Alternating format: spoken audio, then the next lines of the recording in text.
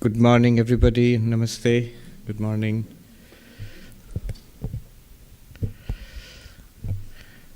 Today is the thrice blessed day. Technically not today, tomorrow. Buddha Purnima. It's the day when Bhagavan Buddha was born more than 2,500 years ago. It's the day when he attained enlightenment, Bodhi, and the final nirvana when he left his body. So the thrice blessed day. It is celebrated not only in India but all over the world, in the United Nations also. A gentleman who works in the United Nations said a couple of years back on this day, he said, we are celebrating Vesak today. And being from India, I didn't quite get it. What was Vesak? Then I, of course, immediately thought about it. It's Vaishakhi. So that in the Southeastern Asian countries, Thailand and other places, it's called Vesak. And it's widely celebrated across the Southern Asia or Far East also. And now in the United Nations also. On this day, I usually give a talk about the life and teachings of the Buddha, but not today. What I'm going to do today is a little different. You have seen the subject, Vedantic self and Buddhist non-self, or Buddhist no-self. That's what we'll talk about. Why this subject? A couple of reasons. One reason is that it keeps coming up. Buddhism is so popular, and when we talk about Vedanta or any of the Hindu philosophies, one question that will inevitably come up if you think a little bit about it is you keep talking about the self, the Atman. Of course, self with a capital S, nevertheless, a self, an independent, unitary, eternal entity, exactly what the Buddhists deny. So there is no independent, eternal, separate self. It's exactly the opposite of. It's basically fundamentally what Buddhism is about, denying that. According to Buddhism, there is no such self. Not only that, it would be terrible if there were. It is the clinging to the concept of such a self. It's that self-clinging which is samsara. You free yourself from that, then you will get liberation. It seems to be just the 180 degrees opposite to what Hinduism is saying. So Vedantic self, I keep talking about the Atman, and the Buddha and the Buddhists for 2,500 years, they keep talking about the Anatman, not self. So I thought we should talk about it. I have spoken about it on different occasions, but a full talk. Also, a second reason for this would be, I actually did some work on this a couple of years back. I was part of a fellowship program at Harvard Divinity School. So during my time at Harvard University, I studied Buddhism quite a bit under two different, very well-known professors. Of course, it was an academic study. I'm not a Buddhist, as you know. I'm a Vedantic monk. But I studied it under, I would say, world authorities. Professor Garfield, I studied Indo-Tibetan Madhyamaka Buddhism. And one of the things that I had to do was work on Chandrakirti's 7-point reasoning, the attack on the concept of the self, and what would Advaita Vedanta say to that. So I wrote this paper called Chandrakirti's Chariot, and I remember submitting it to Professor Garfield, who immediately rejected it. He said, "What do you think this is? A Vedanta society, he said, a Vedanta temple talk? It's a paper submitted at Harvard University. So you have to do these things." So I rewrote it again, and he promptly rejected it again. So the third time I submitted it, incorporating all his suggestions, which are all very good. And then finally, he was happy with it. He said it's a very good defense of Advaita Vedanta. He didn't say very good, he said good defense of Advaita Vedanta against the Tibetan Buddhist attack on the concept of self. So because I put in that work, I thought let's just talk about it for some time. So let's start with the Buddha anyway. 2,500 years ago, we all know the story how Prince Siddhartha, in a small North Indian kingdom, which is now partly in North India, partly in Nepal, he was born there. He was a prince, and he was always deeply spiritual. It was predicted that he would either become a world conqueror or a world teacher, spiritual master, which he became both. Sort of. He is one of the greatest spiritual masters that the humanity has known, and has conquered the world. I mean, in that sense, the influence of Buddhism is across the whole world. Right here in the United States, for example. 2,500 years later, he continues to be highly revered, studied, taught, commented upon. His teachings have been elaborated endlessly over the last 25 centuries. We know very briefly that he saw these four sights as a young prince, saw an old person, a sick person, and a dead person, and then a monk. And then he saw that this suffering is all-pervasive. And there's a quest to overcome suffering, embodied by the monk. So he decides to become a monk in search of a solution to suffering. Remember, this is remarkable because he was not suffering. In fact, he was having a whale of a time. He was partying all day and night. So he was married to this beautiful princess. They had a little son, Rahula, and so on. But he noticed that nobody can escape suffering. Not his mother. He had lost his mother when he was young. Not his parents, the king and the queen. Not he himself, the prince. And so he sets out on a quest to overcome suffering, importantly, not just for himself, but for everybody, that there should be an end to suffering, because not just my suffering, but suffering per se. Then he goes and, importantly, he meets a number of spiritual masters, and he recounts this later on. They were some of the leading teachers of his time, and he learns from them, not satisfied with what they had taught him, not just the philosophy, but the practices. And then he goes on his own, and finally, under the Bodhi tree, he discovers the truth, the real nature of the self and the world, what is reality, and that reality sets him free. So that freedom is called nirvana. Bodhi, wisdom, enlightenment, sets him free. And then he, for the next 40 years, this is the first 40 years of his life, next 40 years he roams the length and breadth of North India. And he organizes this huge monastic order. It was initially a very part of the general society. It was not distinct from Hinduism in any way in those days. And it was a group of dedicated band of practitioners, all monks. Later on, nuns, bhikkhus and bhikkhunis, and lay people. And finally, it was codified into this religion on its own, the Buddha Dharma. And from the very beginning, it spread across India and then beyond the frontiers of India.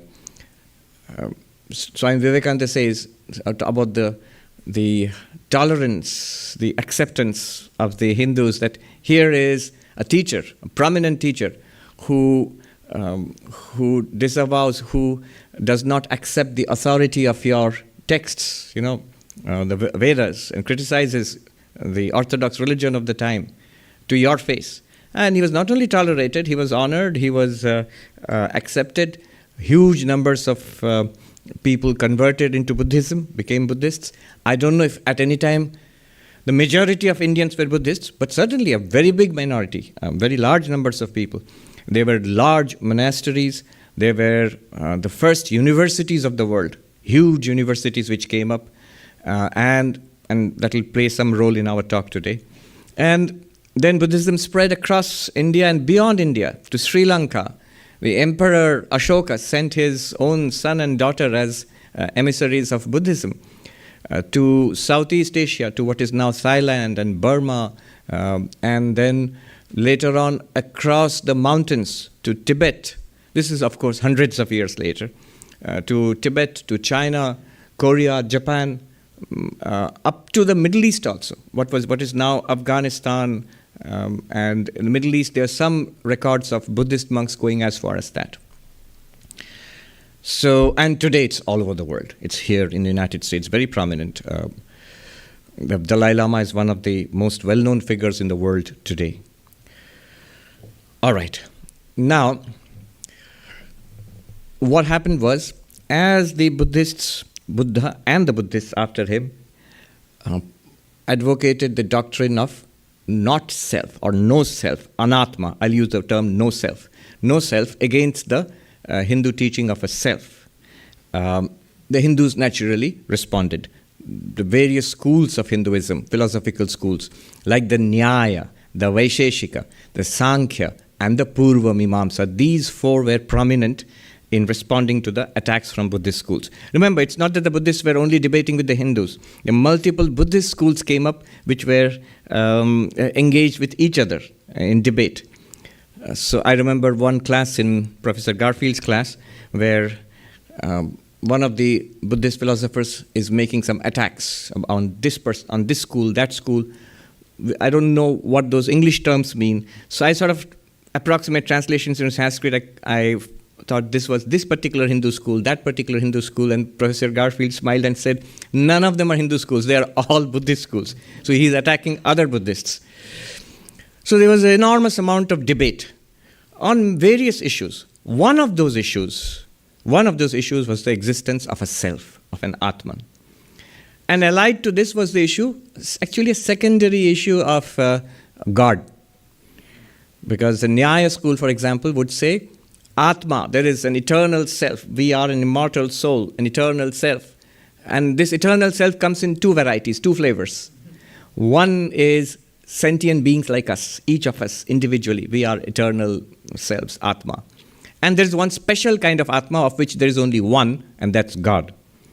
So God and immortal souls, they are all Atmas. One is Atma, one is Paramatma, Jivatma, Paramatma, this individual sentient being and the Supreme Lord.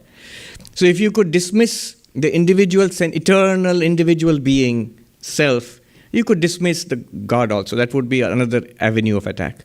So these were two areas of attack, of debate between the Buddhists and the Hindu schools and among each other also, over a period of 1,000 years.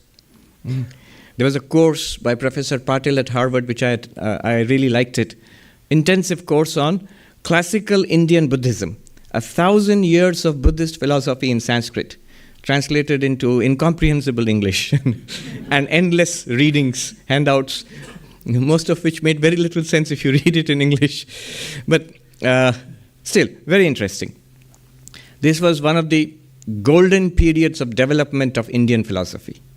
The other one, I would say, was later in the medieval period when Buddhism had all but disappeared from India.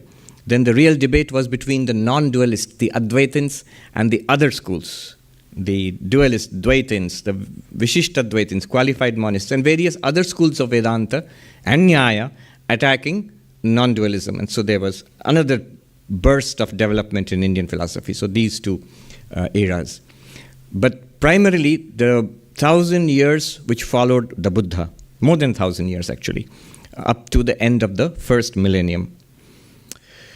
What would the Buddha himself thought about it? I think he wouldn't have had a very high opinion of all of this.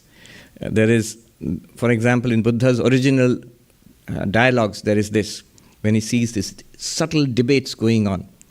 He said, "O monks, when your house is on fire, would you debate the nature of fire or would you put it out?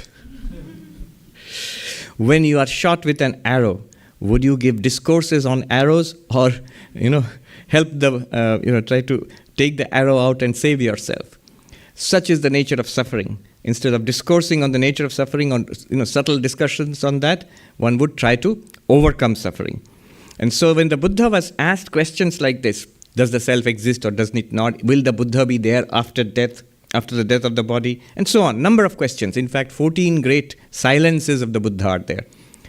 Why did the Buddha keep silent on these subjects? If you ask the Buddha, today's question, self or no self? Is there a self? The Buddha's answer actually was, did I say there was? So the monk, the bhikkhu, jumps to the other conclusion. Oh, so there is no self. Did I say there was not? Then he's puzzled. What do you mean? There either is or there is not. And then the Buddha says, and so other teachers teach this. Some say there is a self, some say there is nothing. And they were nihilists or materialists who said there was no permanent self at all, just matter. So what are you teaching?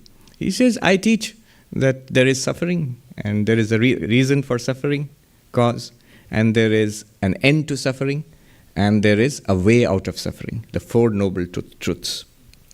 Very practical. A practical system of ethics and meditation, designed to take you directly to enlightenment and freedom. So, dukkha, suffering, first noble truth. Sarvam dukkham, all is suffering. Somebody told me, don't translate it as suffering, because a lot of people are actually not suffering. But just about everybody is dissatisfied. So translate it as dissatisfaction with state of things. And it can intensify into pain and suffering. Then the second one is, there is a cause of this. It's not just random. There's a cause of suffering, and that is desire, trishna, thirst. The thirst for making this seeming individual self fully satisfied with this world, and not being happy if I'm not fully satisfied all the time. Like thinking, everybody should be endlessly nice to me all the time. It sounds ridiculous if I say that, but my behavior seems to show that I implicitly believe that. Somebody is rude to me, and I become unhappy for the rest of the day. Why? Because I believe somewhere everybody all the time should be consistently, endlessly nice to me. No. So this thirst that everything should be perfect for me all the time, otherwise I'm going to be dissatisfied. Third, is there an end to this? Yes. Whatever has a cause can be started and stopped. You remove the cause, it will stop. So the end is called nirvana, freedom. The Indologist Heinrich Zimmer, he says that the philosophies of India are actually optimistic. They sound pessimistic because they talk about suffering, but they're optimistic because they all offer an end to suffering. And that end is in our own hands. It's a spiritual end in which we can generate ourselves. So nirvana, it's an old and very honored term in India. There are many such words: nirvana, moksha, kaivalya, apavarga. They all mean the same thing. And different philosophies had these terms. So nirvana is possible. And then, what is the method? The eightfold way, Ashtanga Marga. I'm not going to go into that. Eightfold way. That's the method. One medieval philosopher, Madhavacharya, he wrote this book, Sarva Darshana Sangraha, a collection of different philosophies. So towards the end, he says, these philosophers are like chikitsakanamiva, just like doctors. What do? They see the symptom, pain, suffering. Then they identify the cause. What's the disease? Desire, trishna. Then they identify that whether it's curable or incurable, and they come to the conclusion it's curable. There is nirvana, moksha. You can attain peace and fulfillment. You can go beyond suffering. And then, is there a treatment? Yes, there is a treatment. That is the marga, the way. So Buddha is like that. The symptom, the cause, the cure, and the treatment. So that was the Buddha and the Buddhist Sangha which came up.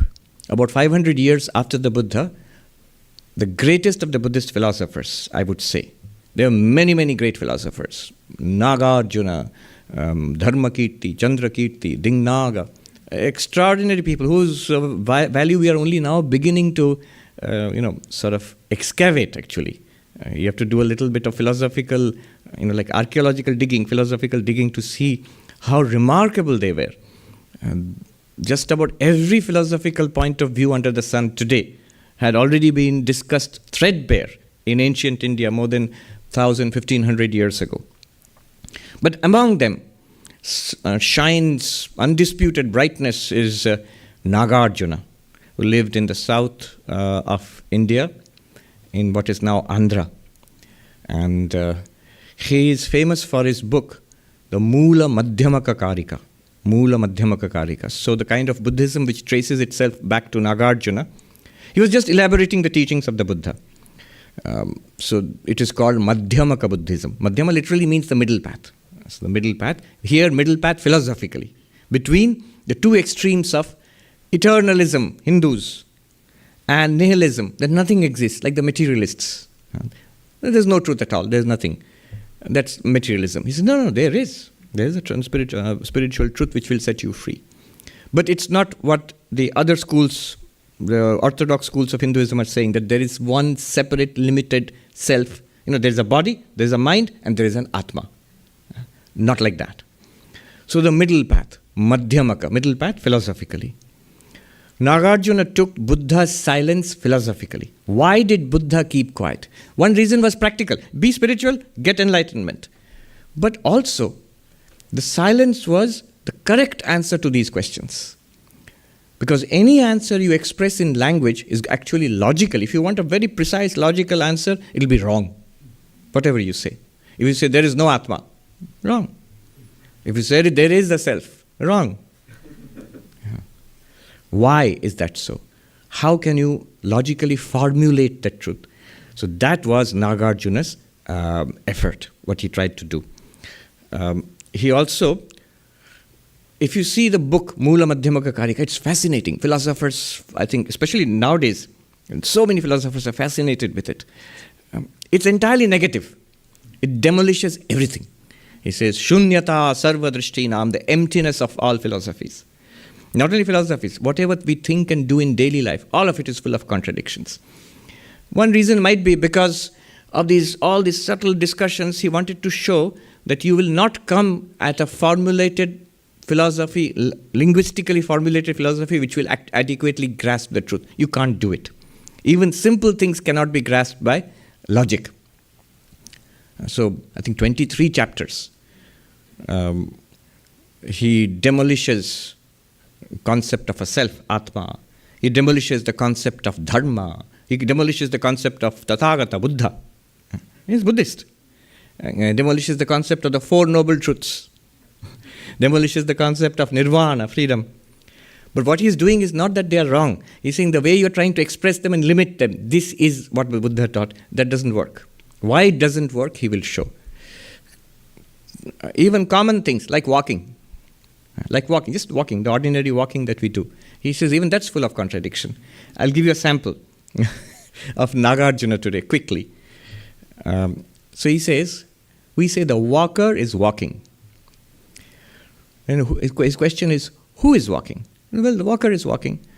But the walker is defined as somebody who's walking, right? Who already has the property of walking. As the action of walking is inherent in the walker. See, he's using language which was used by the Nyayas. So Nyaya school, you need to know a little bit of Nyaya philosophy. They were realists. They took the common sense experience of the world as real and described it with their philosophy. So action. Action is there in the agent. You are walking, so there is an action called walking. It's really there. And where is it? It's in you. Everything has to be clear. There is a person who's walking.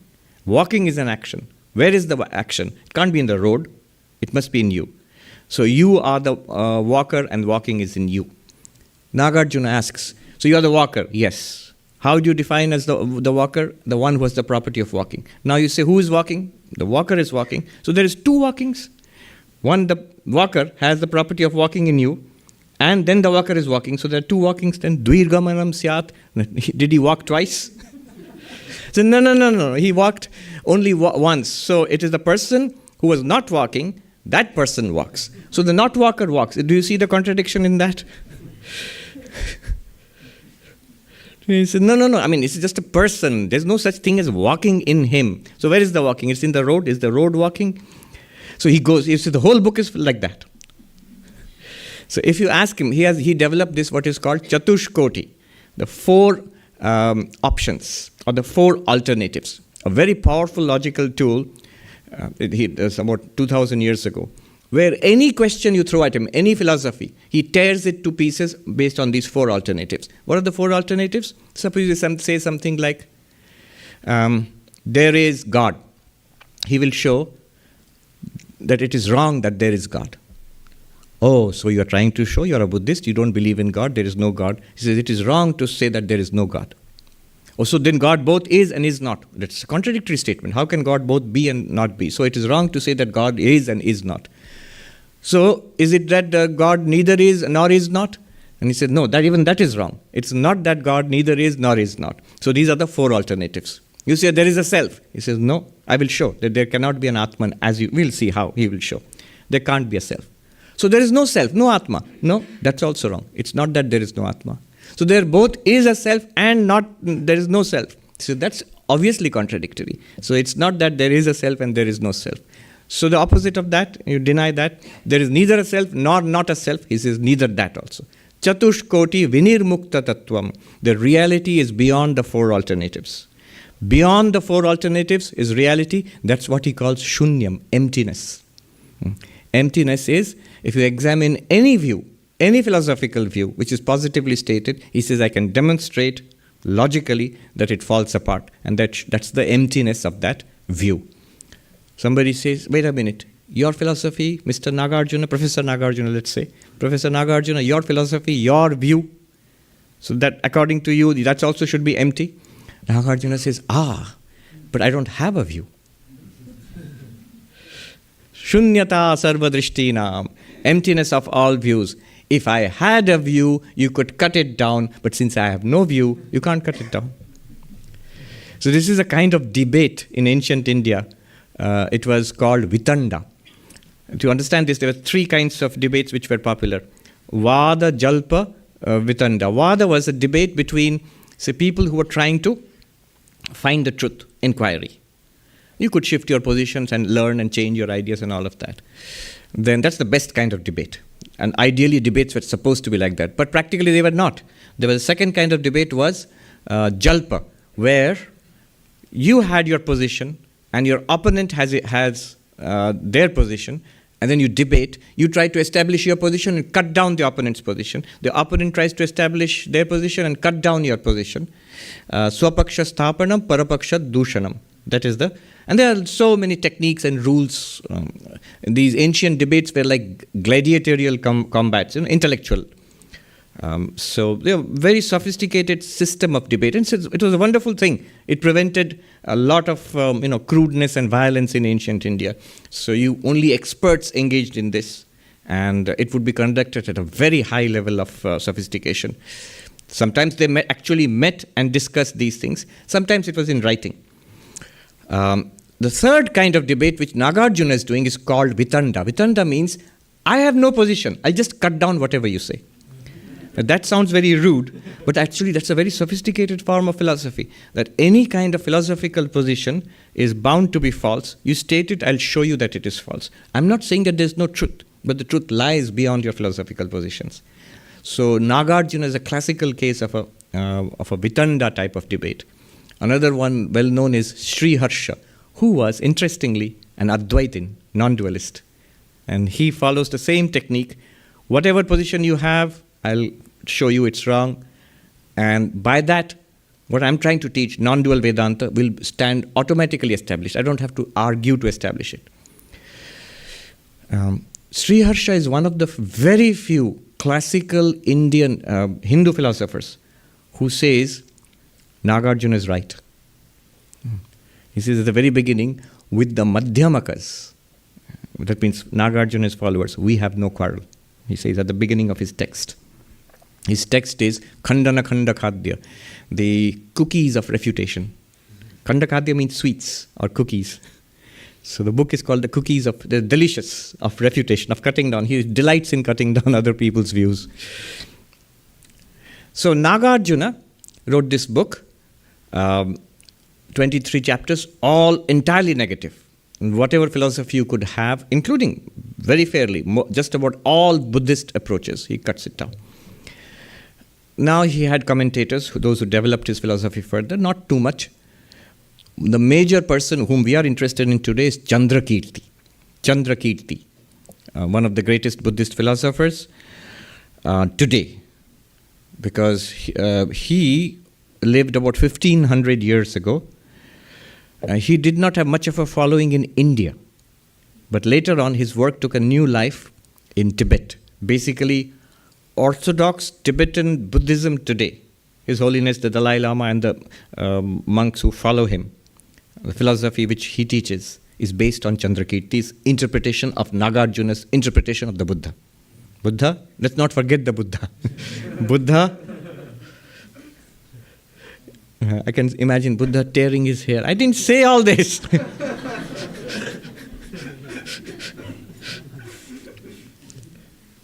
And Nagarjuna says, you did, just keep quiet, let me explain it to them.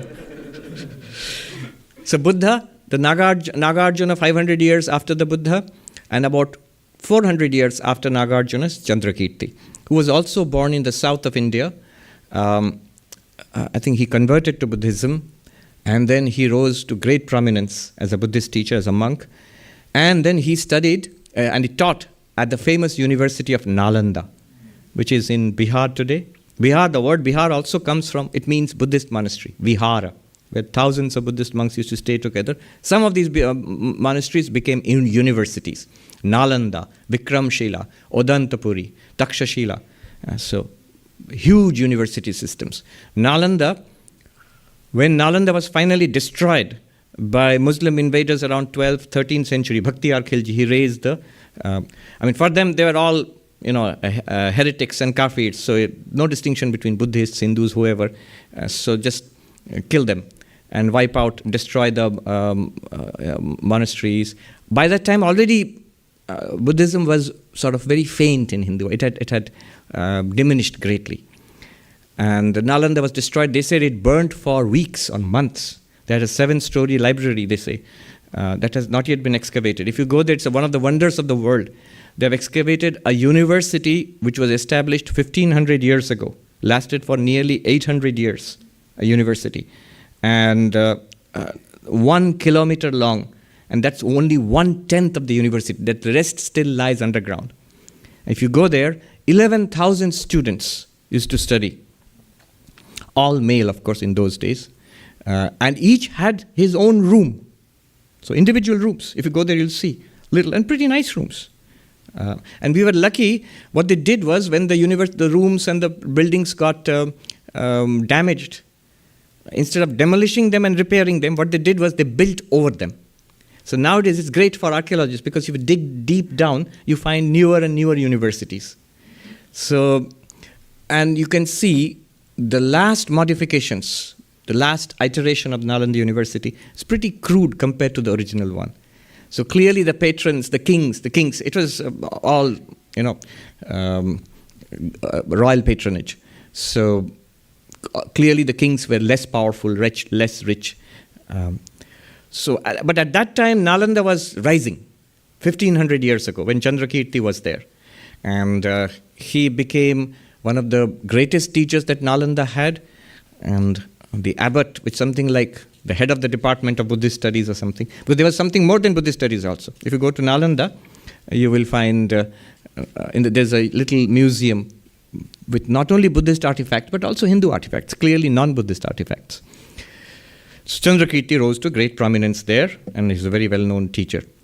Why am I going on about Chandrakirti? Because he wrote some books, commentaries on Nagarjuna, which finally sort of faded into obscurity. The debate took on different forms, and then slowly the Purva Mimamsa school led by Kumarila Bhatta, and then Shankaracharya's Vedanta school, it came to prominence. Buddhism declined and finally disappeared. Around 12th century, when Nalanda was finally destroyed and razed to the ground, it's interesting. That's when the oldest university in the West, Oxford, the oldest college in Oxford, Balliol College, that was coming up in the 13th century in England. I went to England, I saw the college and saw the date, 1280 or something. That's around the time that Nalanda finally collapsed. I think all those professors must have been reborn to carry on their work. It's not impossible, because Ma Sharada, she went on a tour of the ruins of the Buddhist monasteries once. And there were a group of English men and women who were also touring at that time. And the English men and women were oohing and eyeing about all these ancient relics. And then she was smiling. They asked her why she's smiling. And she said something very cryptic. Look at them. They are the ones who built all this. And now they come and wonder at their own handiwork. So maybe there are these ancient souls who've been, that's really tenure.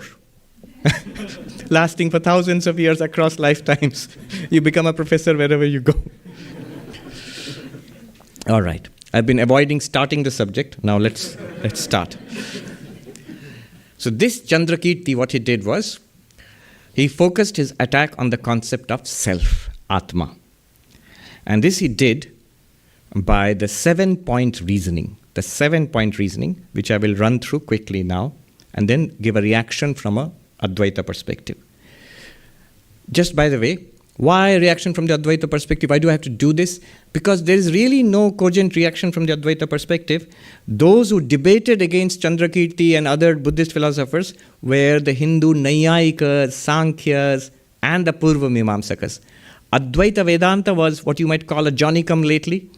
So by the time Shankaracharya came and the followers of Shankaracharya and it flowered, the Buddhists were already fading away. So there wasn't a long, consistent debate. There was, but not enough. So Buddhists had no time to react against what these new Vedantists were saying, the Advaitins, the new formulations of Vedanta. They had no time to react.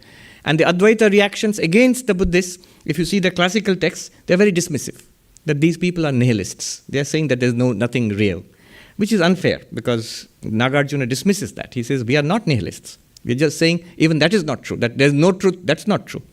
There is a particular truth, that's also not true. So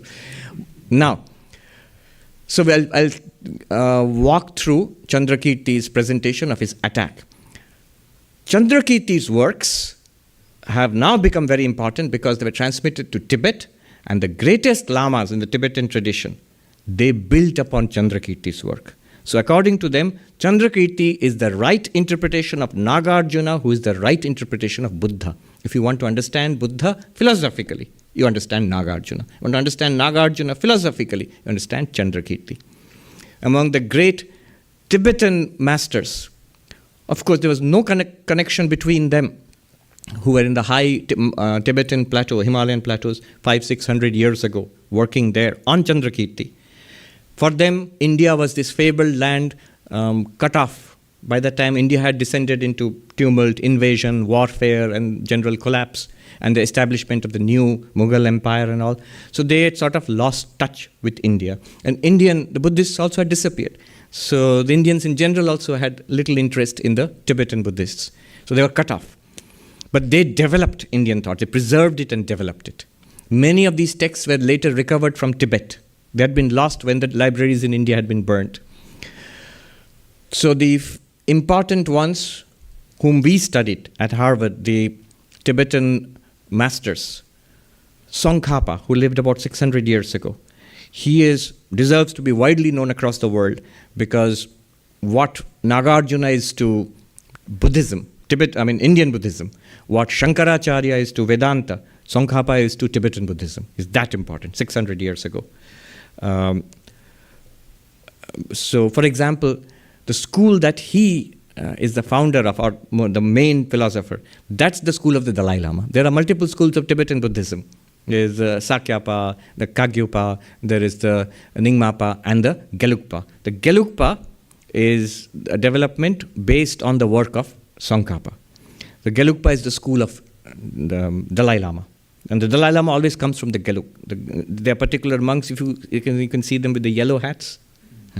So they're the Gelug monks. They revere Chandrakirti like nothing. They are like the greatest philosopher from India for them, Nagarjuna and Chandrakirti. So what I'm saying is the development of Chandrakirti's work, the commentaries of Tsongkhapa, another great Tibetan master, Mipham, who came later, who takes into account multiple Tibetan views and syncretizes them into sort of harmonizing Tibetan views. And an opposite view, the Karmapa Lama, who is the 9th Karmapa, Wangchuk Dorje, who lived up, I think, 400 years ago or so, who, in fact, attacked Tsongkhapa. So in Tibetan Buddhism also there's a lot of debate. On all of this is based what I'm going to say. Why this?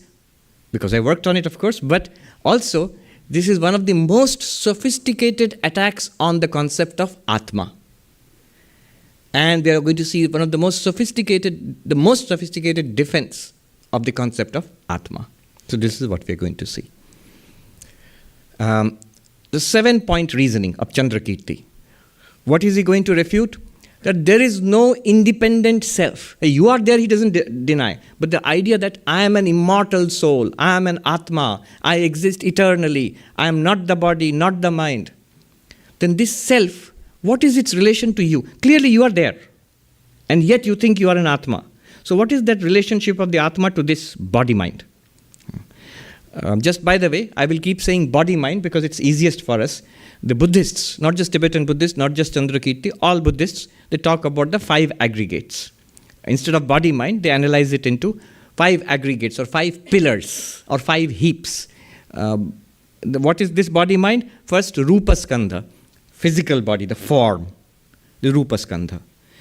Physical body, the body aggregate.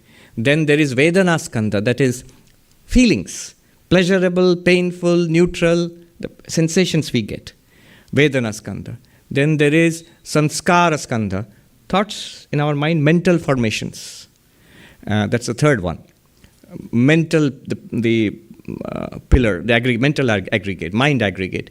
Then we are aware. We are aware all the time. Consciousness, Vijnana Skandha. But this awareness, remember, these are flashes of consciousness, moment to moment to moment. Then the last one is the Vijnana Skandha, then the Rupa, Vedana, the Sangya. Sangya is the Samskara and Sangya, the 2 kinds of mental skandhas are there. So the conditioning, mental conditioning as samskaras, and Sangya as the thoughts and feelings we get, the mind, all the perceptions which come, the 5 senses plus the mind, the 6 kinds of perceptions we have, internal thinking and external things which are coming from outside, that's called the Sangya. So Rupa Skandha, the Vedana Skandha, the Sangya Skandha, Samskara Skandha, and Vijnana Skandha. This together is exactly, they're just trying to describe what you feel, what I feel right now. I'm just going to call it body-mind. Okay, that's easiest, body-mind. Chandrakirti would have said Panchaskandha, 5 skandhas, 5 aggregates, but just the same thing, body-mind. For example, we study Vedanta. We all know Panchakosha. It's pretty similar, not exactly the same, but pretty similar. Physical body, the Annamaya Kosha, food sheath. Then the vital body, Pranamaya, the vital sheath. Then the mental body, the Manomaya. Then the intellect, understanding, Vijnanamaya. And then the causal body, the Anandamaya. But again, you can just call it body-mind, just what we have right now. So what is the relationship of self, Atma, with this body-mind? That is the question. He's going to examine this. To examine this, Chandrakirti uses the example of a chariot. So a chariot and its parts. Why a chariot? I guess chariot was the most sophisticated, cool thing you had in those days. Today he would have said an SUV or something like that, but it works like that. An SUV and its parts. You know, the body of the SUV, the wheels and the axle and the engine, the steering and all of that. And where is the SUV? The question is, what is the relationship of the chariot to its parts? Where is the self? What is the relationship of the so-called self, Atma, to the body-mind? Because body-mind, everybody agrees it's there. Nobody denies it. But what is the relation of the self to the Hindus? Then by Hindus, whom do I mean? Nyaya, Vaisheshika, Sankhya, Yoga, Purvamimamsa. They all claim that apart from the body, mind, and there is Atma. What is the nature of the Atma? Some will say it's pure consciousness, whatnot, but it's there, separate, independent, interacting, all together. So you have a trichotomous personality, that is physical body, subtle body, that is mind, and the Atma. Chandrakirti says, not at all. Let's see. Let's take a look. First, 7-point reasoning. First point, the chariot is the same as its parts. And he says it can't be so. Second point, I'll explain. Second point, the chariot is something apart from its parts. That's even more ridiculous. Then the chariot is something that is contained in the parts. It can't be so. The chariot is something that contains its parts. It can't be so. Then the chariot is something that possesses its parts. These are my parts, like my hand, my here, like that. Can't be so. And then the sixth one would be the chariot is just a collection of its parts. That also is not possible. And chariot is just the shape that emerges from its parts. The chariot is the shape, the configuration of its parts. That also is not possible. These are the 7 ways in which a chariot can be there, can be related to the parts. And none of them are viable. Chandrakirti is going to show exactly like that. There are these 7 ways you can talk about an Atma. None of them are logical. So there is no Atma. So this is the outline. Let me dive into it. First, the chariot is the parts, is literally the parts. That is not true. Just the parts themselves of the chariot, then why would you use a term like chariot? If it's literally the axle and the wheels and all, and that's it. Why will call it a chariot? If body-mind is Atma is literally body-mind, then several problems emerge. And notice, all the Hindus also agree with you, in the Buddhists also, that Atma is not body-mind, but he's just considering the possibilities. The Buddhists themselves, Chandrakirti himself says, if you just call this Atma, first of all, he calls it as redundancy. Then just call it body, call it mind. Why are you calling it Atma? Literally, there's nothing more to Atma than this. Then that's just the Atma. Then just the body, mind. Why call it Atma at all?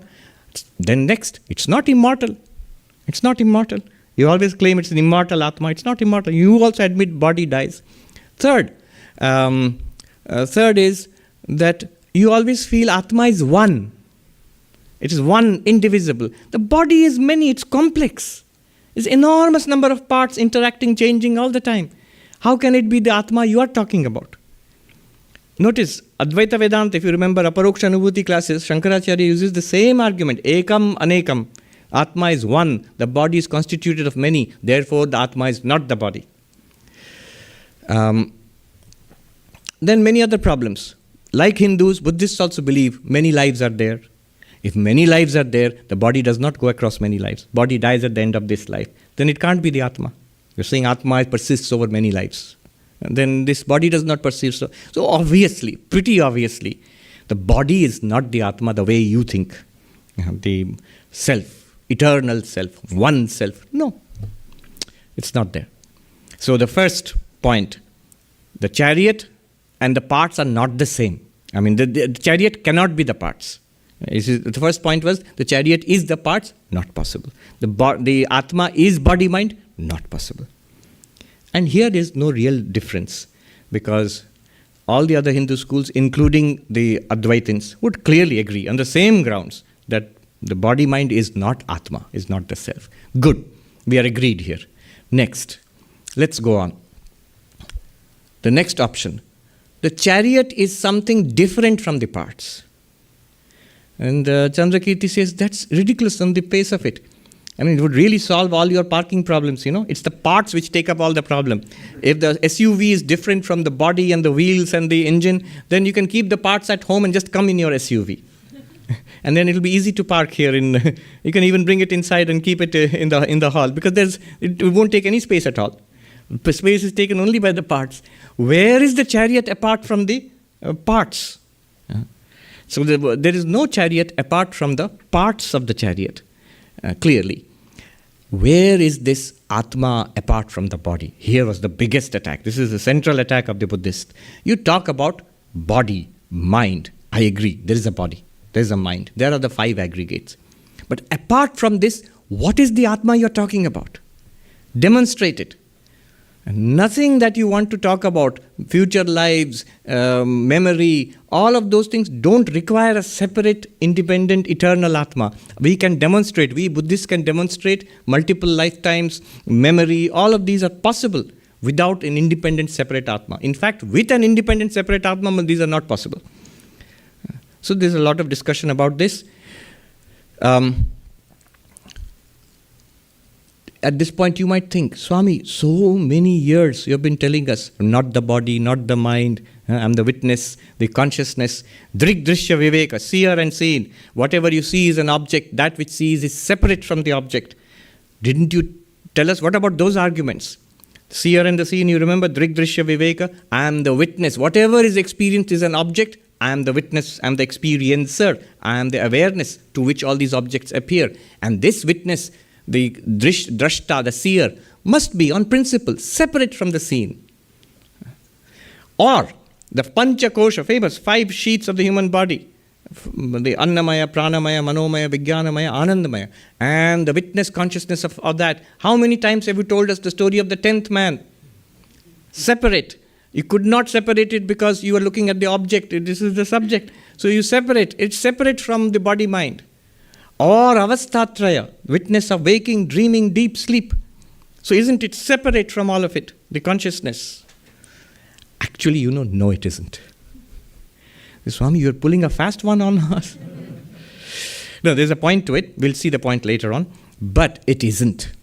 Even Shankaracharya, in Aparoksha Anubhuti, if you remember, after carefully analyzing the body-mind and showing that you, the self, cannot be the body-mind, you are separate, you are one, the body is many, you are unchanging, the body is changing, you are the witness, the body is the witnessed, you are aware, the body is not aware.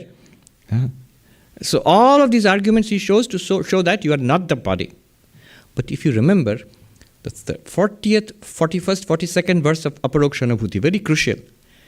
He says there, quite puzzlingly, what good is all this?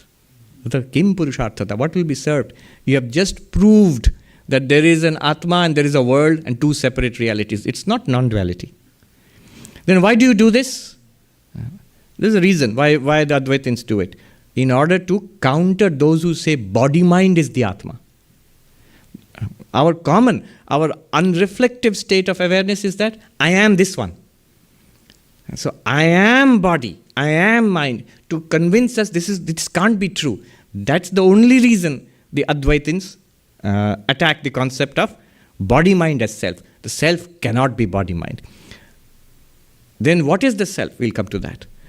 So actually, this is where the Buddhists and the Advaitins together differ from the Hindu dualists. The Hindu dualists, the Nayayikas, the Sankhyas, Yoga, Vaisheshika, they all insist there is a self separate from body-mind, Atma. And then they engage in long debate, nearly 1,000 years debate, culminating with masters like Udayanacharya on the Nyaya side, who gave multiple proofs. There's a whole book which is still studied in postgraduate philosophy departments in India, Indian philosophy departments. That is Nyaya Kusumanjali, Atma Tattva Viveka. So Nyaya Kusumanjali, 9 proofs of the existence of God against the Buddhist. Atma Tattva Viveka, multiple proofs of the existence of a separate, eternal, independent soul, Atma, against the Buddhists. So it's called Atma Tattva Viveka. Extremely subtle argument. Does it work? According to the Nayayikas, it does. According to most unbiased observers, it's not so easy. Swami Vivekananda points it out in the 4th lecture on practical Vedanta. A tremendous Buddhist attack.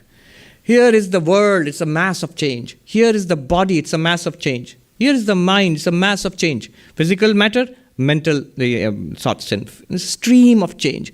Apart from this, where is this Atma? Use the Vedantic logic. But who is the witness of all of this?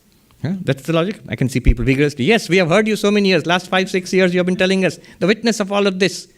Not the object. You are the 10th man witnessing all of this. Now, don't get scared. I'm going to cut that down. It isn't true. Why not? You see. This can be quite scary and traumatic for Hindus. But the reason I'm doing this is, at the end of this process, we end up with a deeper understanding of what Vedanta, Advaita Vedanta say. We are going to leave the poor dualists out in the cold, but we are going to see what Advaita Vedanta really means and the emptiness school of Buddhism, what they really mean. So, I'll quote Vivekananda again. This idea that I am a continuous consciousness. Literally, I'm quoting Vivekananda. It seems he's saying anti-Vedantic things. This idea that I am a continuous consciousness and thoughts, feelings, body, they're all continuously changing and I'm witnessing them.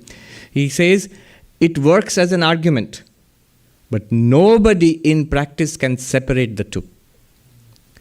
I am the witness of anger, hate, joy, peace, restless mind. I say these things. Restless mind, you are the one who experienced it. Peaceful mind, you are the one who experienced it. Waking, dreaming, deep sleep, you are the one who experienced it. But Vivekananda says, and Chandrakirti would say, He doesn't say because he never engaged with this, but he would say, if they are separate, show them separately. If two things are separate, my cloth and my cap are separate. I can show you the cloth without the cap. I can show you the cap without the cloth. Then I can demonstrate, you can experience their separate existence. Show me pure consciousness without any contents. Show me the contents of consciousness without consciousness. You can't. Nobody can. Because they don't exist separately. Chandrakirti has this thing. So what's going on here? If I am experiencing the changing world, and if you are saying that I am not unchanging, one unchanging consciousness, you can't show them separately, I see that you can't show them separately. But then what's going on here? How do you explain this? Chandrakirti has an analogy, which Vedantins, for good reasons, never use. The sheaves of hay leaning against each other. Hay, you bundle them up and keep them like this. But if you pull out one, what happens to the other one? It falls. You, the experiencer, you, the consciousness, and that, the experience, that, the object of consciousness, they lean against each other. Remove one, the other will fall. You are the seer of what? Nagarjuna would say. You see, right? I am seeing, hearing, smelling, tasting, touching. What? Forms, sounds, smells, tastes. Forms, sounds, taste, do they exist without you, the consciousness? I can't say that. You, the seer and the hearer and the smeller and the taster, is it possible that you exist without the objects which you are seeing, hearing, smelling, tasting? Difficult to say. We Vedantins will say, no, it's like when the object is gone, you are no longer the seer of the object, but you remain, not as a seer anymore. But then that's a kind of, like a accounting, they do a little bit of back calculation to make things fit, make the books balance. Swami Vijnananandaji, when he was Swami in Allahabad, he had his own ways. He would keep books of account. And then one day he couldn't make 5 rupees, he couldn't account for 5 rupees. Then he put it down, GOK account, 5 rupees. Somebody asked him, what's the GOK account, Swami? He says, God only knows. God only knows. Now it balances. I am unchanging consciousness, illumining all the changing phenomena of the world. Suppose the changing phenomena of the world are not there, can you show you yourself as unchanging consciousness? Sure. In deep sleep, changing phenomena of the world stop. And I shine forth into the blankness. How do you know? Well, I wake up and I tell you this. That's how I know. No. And that might be all right. You might believe in that, but that's not good philosophy. I remember when I entered the Madhyamaka class, emptiness class on emptiness. So can you imagine, intense class on nothingness. You ask, what are you studying there? Debating fiercely. Nothing. It's all empty. The professor told me, keep your Advaita outside the door, Swami, because he knew I would mix it up with this. So you learn it separately, and then... but interestingly, outside the class, just outside the Harvard yard, I ran into this Buddhist Lama, Lama Migmar. If you look him up, later on I realized he's quite an eminent person. He is the Buddhist chaplain, Tibetan Buddhist chaplain for Harvard University. I just ran into him in the street, and he looked at me and said, what are you doing here? I said, I'm studying your philosophy. And he was very happy. He wanted to know which books I'm studying and all of that. And he recommended some more books. And then he said, but you are a non-dualist, an Advaitic monk. I said, yes. Oh, it's the same. He said. But how it's the same, we'll come to it at the end. So the second one, that you are apart, Atma, self is apart from body and mind. All the arguments that I have given are logically good. Vivekananda himself says, but who has ever seen it separately?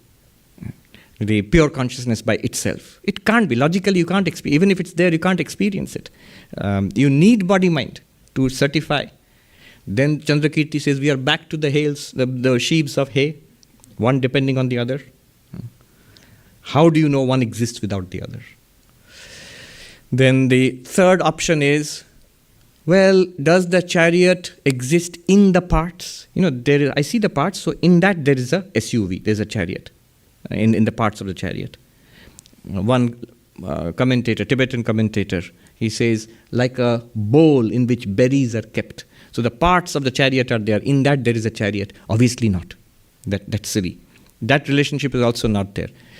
And the Atma also. Nobody till today. If you say body, mind is there is an Atma. Search the body. However much you search the body, do surgery, find out here in the heart, somewhere the heart Atma is there, or in the brain, somewhere inside there is the Atma. Philosophers have thought about it. Pineal gland, Descartes, the point of the interaction of the mind and body, things like that. But nothing, it's just body. The more and more you search, it's just body. One doctor from Scotland, Indian doctor, he wrote to me that I had an epiphany. I had been examining scans of the body for the last few decades in my career. Just today, I saw a scan and it just struck me. I am not that. There's no me in any of that. It's just a machine. It's a thing. It's a thing. True. There is no Atma in this body. I mean, literally speaking, we talk about in there. Vedantic language, you are the Atma in there. Pratyak, inner self. The Buddhist Chandrakirti says, all right, I'll take you seriously. Show me where is it inner? How is it inner? Upanishad, Atma tu rathinam vidhi, shariram ratamevatu. The self is the passenger and the body is the chariot. Curiously, Chandrakirti's chariot doesn't have a passenger. Very tellingly. So, the passenger is in the SUV, in the chariot. Good. Let's examine the chariot. Let's examine the body. Where is the passenger? So, no, it's not the body. You don't understand. It's the mind. You are in the mind. Examine the mind. Where is the Atma? You find only thoughts, memories, ideas, pleasure, pain, desire, waking, dreaming, sleeping. Where is Atma in the mind? Where is this internal soul, unchanging, independent soul in the mind? David Hume, the great Scottish philosopher, he says, I examine my internal states and I find a steady procession of dispositions, thoughts, memories, perceptions. I find nothing corresponding to a self. At this point you might say, Swami, 10th man, observer. I know, but we won't go there. So, Atma is not something contained. Chariot is not contained in the parts, like as the Tibetan Lama said, like a bowl and with berries in it. There is the parts of the chariot, in that there is a chariot. No. Then this is the, what is the third option? The fourth option is the reverse. The parts are contained in the chariot. So chariot is the basis on which the parts exist. That's also ridiculous. I mean, what does it mean? It's like saying there is a car in which there are the parts. You might say it like that, but you can't show me anything like a car apart from the parts. You can show me a bowl apart from the berries, but you can't show me a car apart from its parts. Car is not a bowl in which the berries are put. Now, this is actually a subtle point when you come to the Atma, because Vedantins mystics talk about the ground of all existence, as if there is a ground on which everything has been put. So, Atma is the ground of all existence. So, is there any such ground on which body-mind has been put? There is an Atma on which body-mind rests. Well, Vedantins don't mean it in that way. We'll come to that, what Vedantins mean. But as a ground, as a basis on which the parts exist, there's no such chariot. There is no such Atma on which the body, mind, hands and feet and thoughts and all are put, like a table. And that table is the self. No such thing is there. Who has ever seen such a thing? That's the fourth one. Fifth one was, no, you are just twisting my words. The dualist will say, when I say Atma, when I say soul, I mean I am the possessor of this body-mind. In my body, my hands, my ears. Lama Tsongkhapa he says, like Devadatta, who says, my ears. So, like that. And so it's interesting how the Tibetans, in writing the scriptures, they use Sanskrit names. Those are not Indian names. Those are not Tibetan names. Those are names which were used in ancient Indian philosophical discourse. So, Devadatta says, my ears, like that. Atma is the one which possesses the body, my mind. Isn't it how the Hindu dualists speak? But look at the chariot and its parts. Is there any chariot which possesses its parts? The chariot say, the SUV say, this is my tires and my engine and my... Is there any such SUV apart from the parts which says, I am the owner of this SUV? No. I am the owner of these parts? No. There is no such owner. All of these, I am somebody with all these body-mind. I own this body-mind. I am in this body-mind. We all feel this. So how does Chandrakirti explain this feeling? He says not only him, all Buddhists say, it's an illusion created by the continuity of body-mind. They give the example of Alata Chakra, a flame. If you whirl it round, it looks like a circle. The fan which you see now, it looks like a disc when it moves very fast. But it's just one point of flame, moving fast. Similarly, flashes of thoughts, feelings, emotions, as they go one after another without ceasing, you feel like you are a self. I am the self which possesses thoughts, feelings, emotions, body. But actually there are only these thoughts, feelings, emotions, body, the changes of the body. That's all that there is. 5 skandhas, 5 pillars, which are continuously changing themselves. That's all that there is, according to the Buddhists. Now, then this is the no possessor. There is no self which possesses body-mind. I feel it. You feel it. It's not real. It's an illusion generated by the body-mind. Imagine in your dreams also. You feel, I am here talking to somebody. When you wake up, neither you were there, nor that person was there. So that feeling came, that I am there, but that was an illusion. Like that, this illusion generated by the continuously changing body-mind. Then what more is there? The 6th option. Look, the chariot is the parts. Is the combination, there's the parts there, the chariot. That's what you call the chariot, the collection of the parts. Not literally the parts themselves. That was the first option. But the collection of the parts. That's what I mean. This collection of the parts is the chariot. Atma is the collection of mind, body, consciousness, all of it together. Body-mind is Atma, this collection. But if you keep the collection of the parts separately, is that a chariot? You keep a wheel here and the axle there and another wheel there. Is that a chariot? No, that's just a collection of parts. There's no chariot there. Similarly, in the continuously changing body and mind, which collection are you talking about? And if you collect them like that, which is the Atma? Then the last option would be, it is the configuration, the shape. Look, somebody might say in exasperation, Chandrakirti, you are a great philosopher, you're confusing me. It's a simple thing. Arrange the parts in a particular configuration, that way, and that is chariot. You think, yeah, that's what it is, right? You arrange, put the parts together, fit it together, and that's the chariot. But Chandrakirti says, my dear man, don't you see? Then that's not like an eternal self which is existing apart from body-mind. It's a shape which emerges from the parts of the chariot. If you put them together in a particular way, it emerges, the shape emerges. It does not exist apart from the part. And that shape does not exist in the parts also. The parts don't look like a chariot. The wheel doesn't look like a chariot. The axle doesn't look like a chariot. If you put them all nearby, they don't look like a chariot. Arranged in a particular way, a particular shape emerges. That shape you label chariot and you use that chariot. That the Buddhist and Chandrakirti does not deny.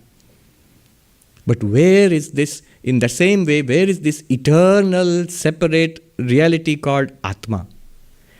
If you say, living body is there, thinking mind is there, senses are working, thoughts are coming, understanding is going on, happiness, misery is going on. This thing I'm labeling as self. Fine. That's called the transactional self.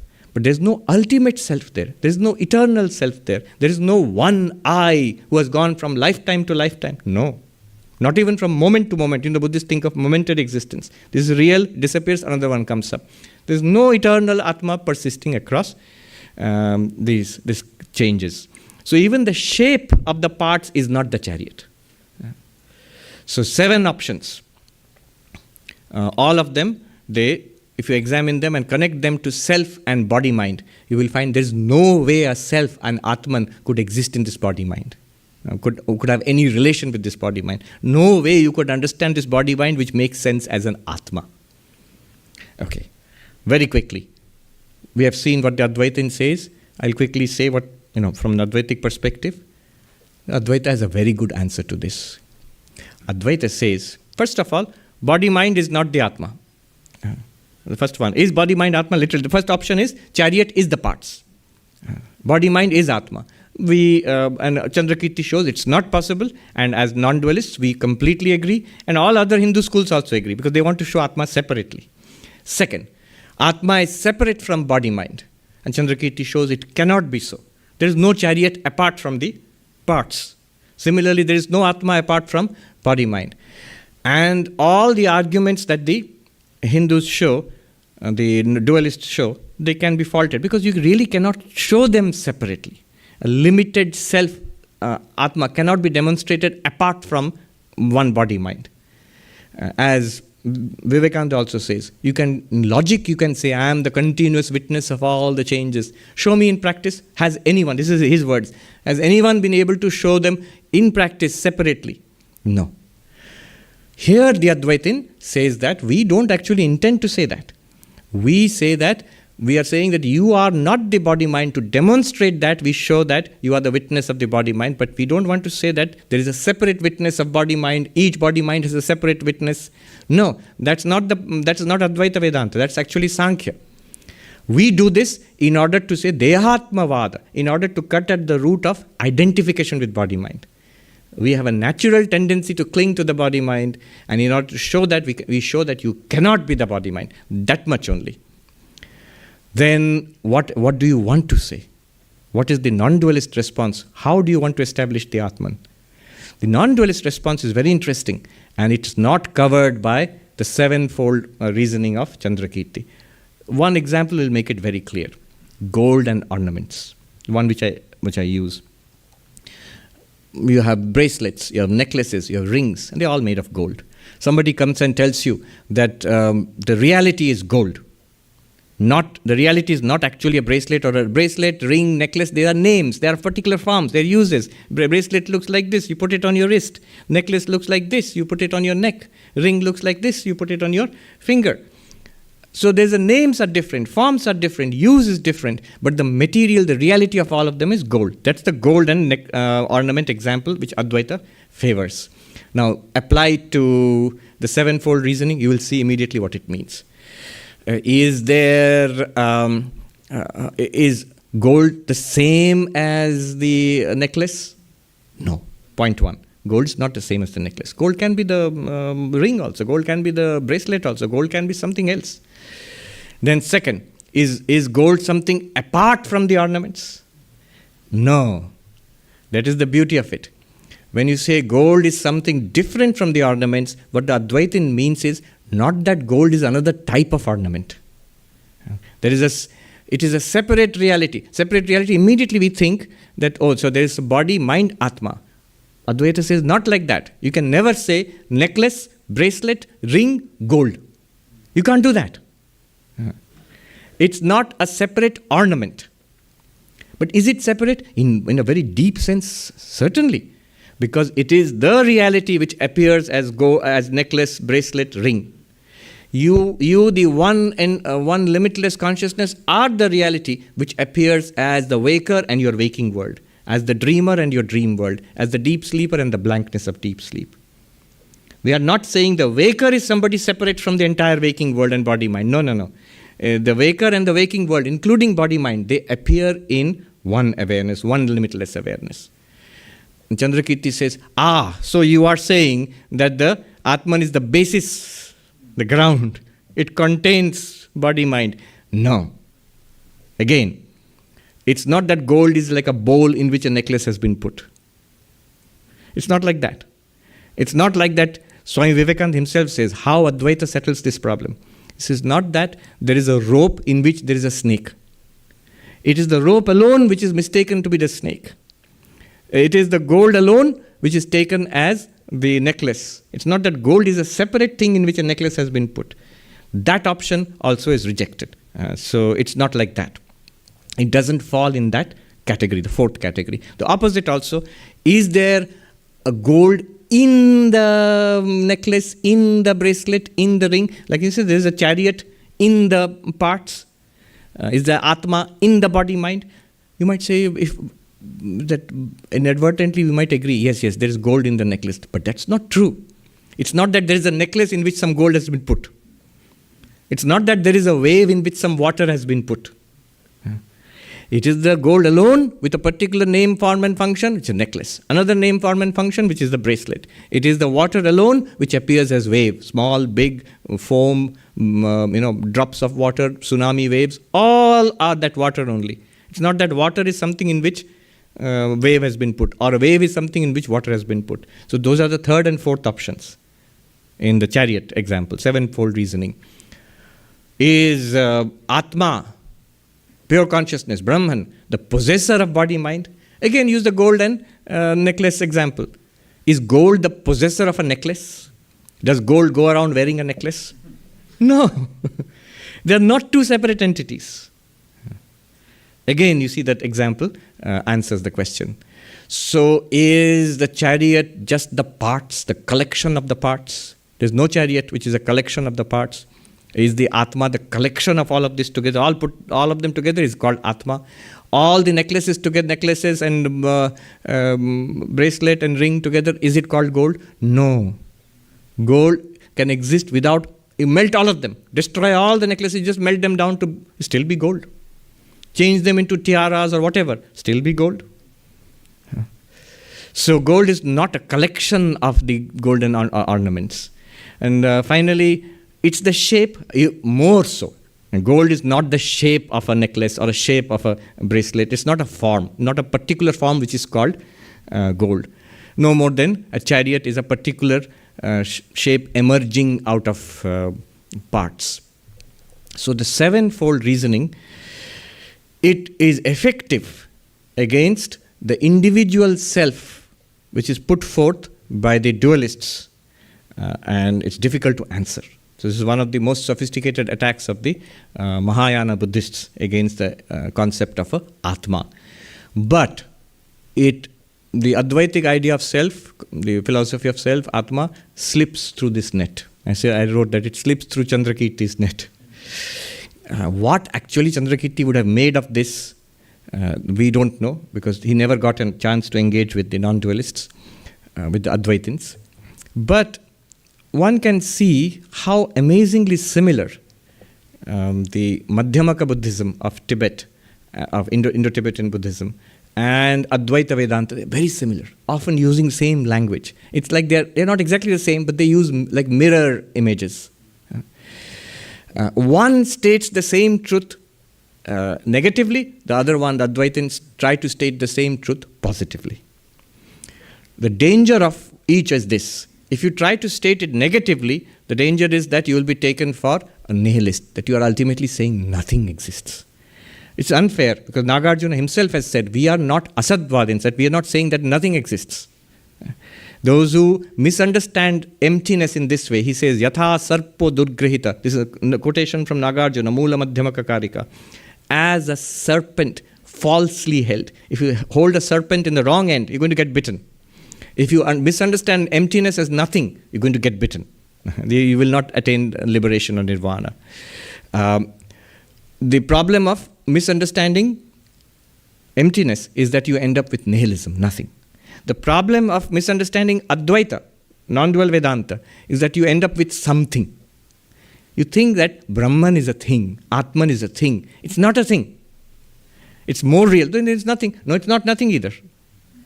It's more real than nothing and more real than things also. So I always put it this way, it is no thing.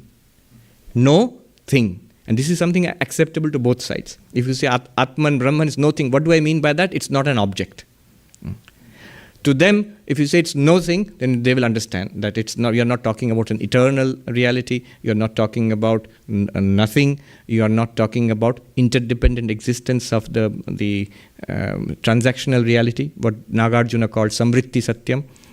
So it will be acceptable to both.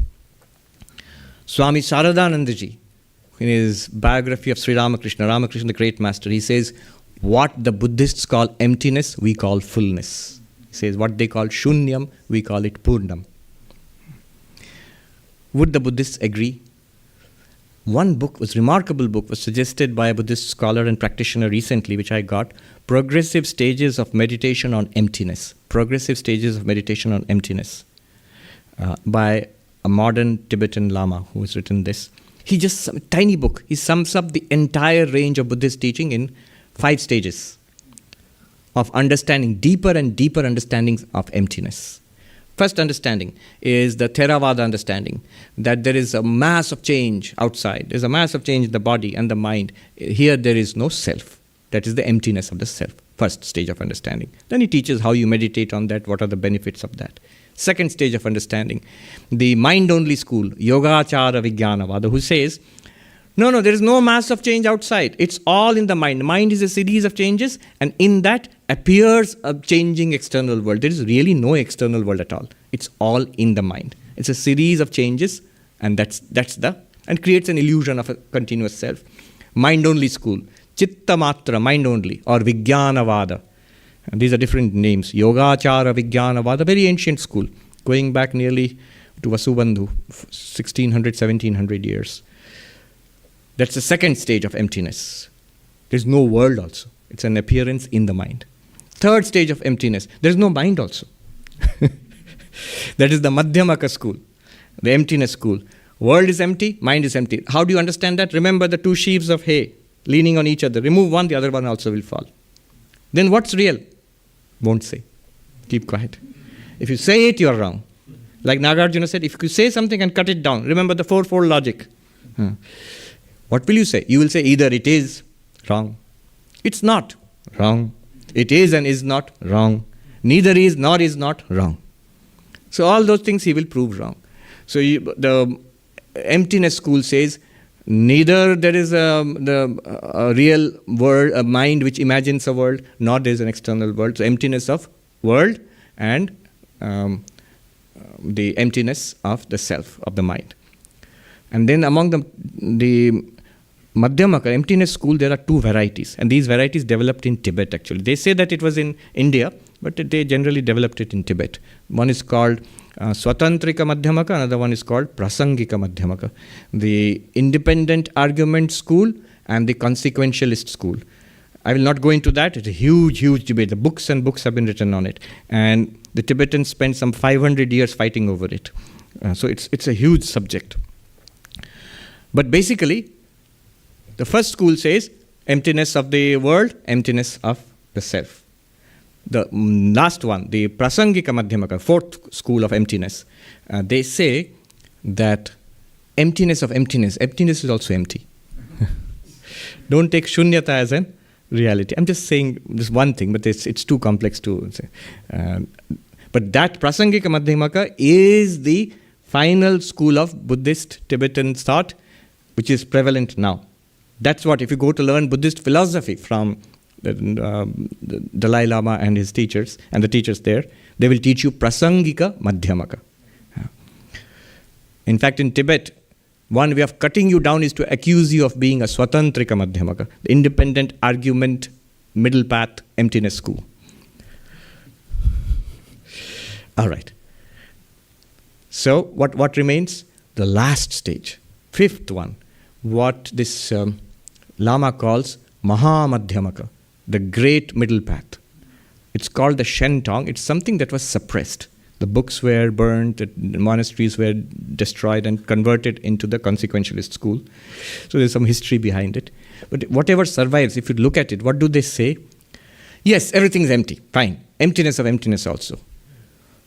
But then, where is it all happening? What is the truth of all of that? He says there is this, they say, basic space of awareness in which everything arises like dreams, like constructions and fabrications, like clouds gathering together in a vast blue sky.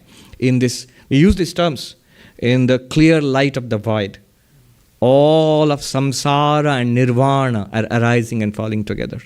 You go from samsara to nirvana by practicing all this, and then you realize both are appearances. Even nirvana is not real. Reality is this vast, unlimited, basic space of awareness, which is literally the translation of the Advaitic Chidakasha. Literally, a very beautiful term, the sky of consciousness, sky of awareness. So, literally Atman or Brahman. So, at that stage, the final development, the Mahamudra, and this is something the consequentialist Madhyamaka, the Prasangika Madhyamaka will not admit. They will say our development is the last. And what I studied at Harvard suggested that our development is the last. But the Lama outside Harvard said it's the same. And what he meant was this last final stage. This last final stage, literally the two come together. The Advaita Vedanta, the final development of Advaita Vedanta, and the final development of Tibetan Buddhism. They come together in this non-dualist. They will call it emptiness, we call it fullness. They call it pure awareness, we call it pure awareness. And they say that is the very nature. They call it the Buddha nature, we call it Brahman. And that Buddha nature there? It's there for everybody, all the time. In fact, everybody is an appearance in that. That's the only thing that there really is. But only thing that really is, you can imagine, Chandrakirti, Sankhapa and all in alarm. Thing is. No. You can't say such things. I will end with Sri Ramakrishna. We'll give the last word to Sri Ramakrishna. In the collection of sayings of Sri Ramakrishna, the first saying collected by Swami Brahmananda is Sri Ramakrishna, devotee, Hindu of Hindus, devotee of Kali. His choicest sayings, and in that number 1, he says, when you know yourself, you know God. All right, that's still pretty Hindu. The next, that's Advaitic. The next, he says, what do you mean knowing yourself? Inquire into yourself. Where is this I in this body-mind? He says, is it the hands? Is it the flesh? Is it the blood, the bones? As you inquire into the body and into the mind, he says, I'm quoting from him, you will find there is nothing corresponding to the I. He says, it's empty.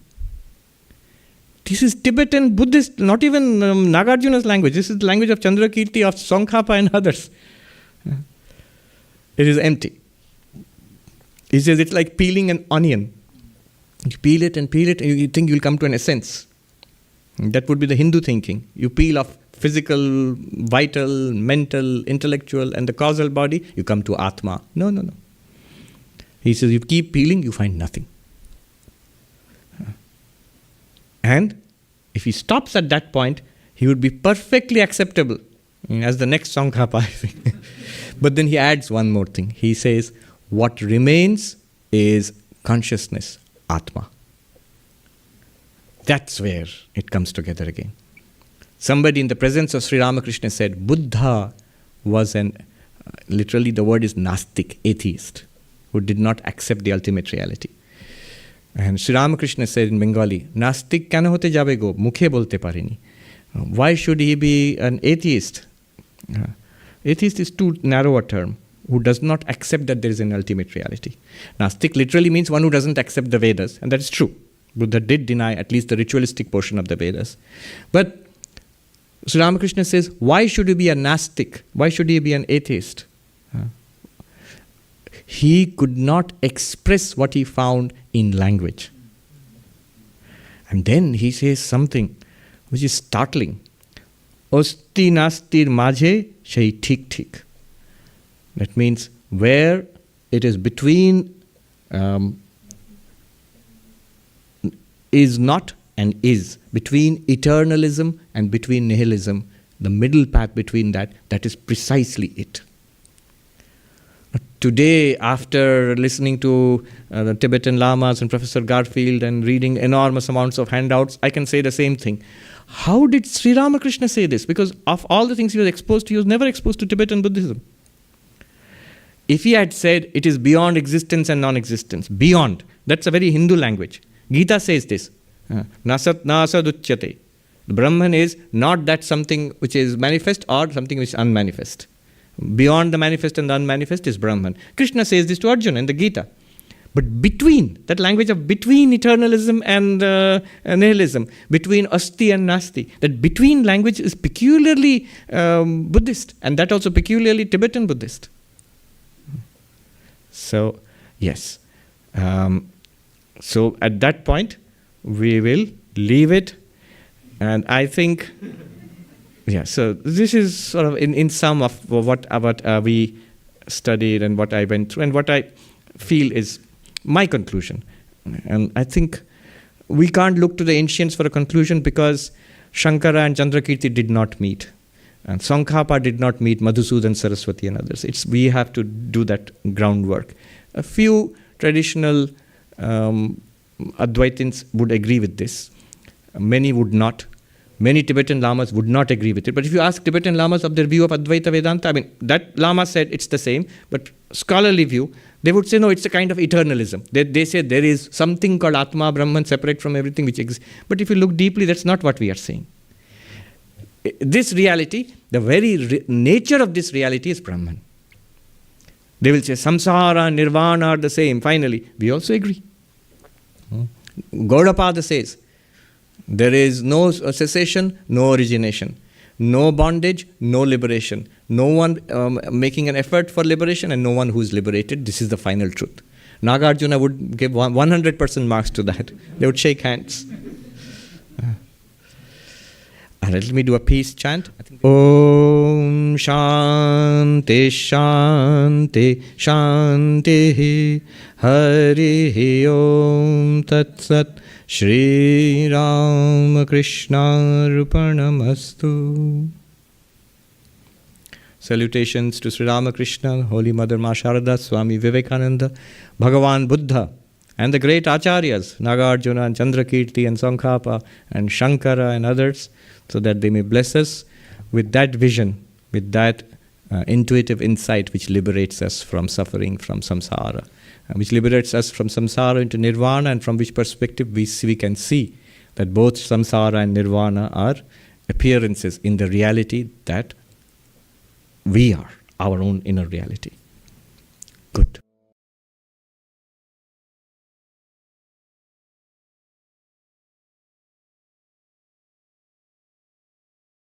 Whenever I read the Bhagavad Gita, especially commentaries upon it, explanations, there are different approaches to it. Some say the central teaching of the Gita is bhakti, devotion. Some say the central teaching of the Gita is action. Sri Krishna relentlessly urges Arjuna into action. Some say it is duty. Another way of looking at the Bhagavad Gita is that it is a manual on spiritual life with teachings about God and avatara and meditation and so on. All of which no doubt are true. But if you actually look at the Bhagavad Gita itself, when Sri Krishna starts teaching Arjuna, the first thing he teaches Arjuna is probably the central message of Vedanta. I'm saying it very carefully, central message of Vedanta. I did not say central message of Gita, because the central message of Gita and the central message of Vedanta are one and the same. The Gita is part of Vedanta. Gita in itself may have a unique approach to it. There may be something special in the Gita over and above the general message of Vedanta. But first of all, we must appreciate the central teaching, the general message of Vedanta. And that is, without any doubt, the teaching on the Atman. That is our subject this morning. You might think, Atman, who or what is that? It's you. It's our real nature, what we are. If you notice what Sri Krishna starts off with in the second chapter, after Arjuna has finished his lamentations and his questions and his doubts, Sri Krishna starts off by teaching Arjuna the doctrine of the Atman, what we really are, not what we think of ourselves, but what we really are. And this is the central teaching of Vedanta, that if we would really know ourselves as we truly are, Atman means the self, the essence, the self of what we truly are. If we know that, who am I or what am I, then all our problems would actually be solved. All the rest, God, the teachings about God, the teachings about the creation of the universe, the teachings about incarnation, Avatara, the teachings about bhakti and jnana, love and devotion and knowledge, the teachings about meditation, teachings about action, karma. All of them come afterwards. Chronologically in the Gita also, you see that they come afterwards. The first teaching, the very first teaching from approximately the 11th verse where Sri Krishna starts teaching Arjuna, to about the 25th verse of the second chapter, is a concentrated teaching on the Vedantic doctrine of the Atman, the answer to the question, who am I? Or more precisely, what am I? Because who am I? It can lead to a different kind of thinking, especially in our world today, in this country. Who am I would mean that am I born to be a musician, or am I an artist, or am I a good person or a bad person? These are questions related to the personality, the mind, our dispositions. But beyond that, there is an essential nature to ourselves, a spiritual nature, deeper than that, deeper than the person. That's what the Atman is. The teaching about the Atman is the real nature beyond the differing personalities which we are. What does Sri Krishna say? The first thing which he says, and he repeats it again and again, is that the Atman is beyond death. A simple statement, but a very powerful statement. The essential teaching of any kind, not only Vedanta, any kind of spirituality, in any religion, in all the religions, is this conquest of death, transcendence of death.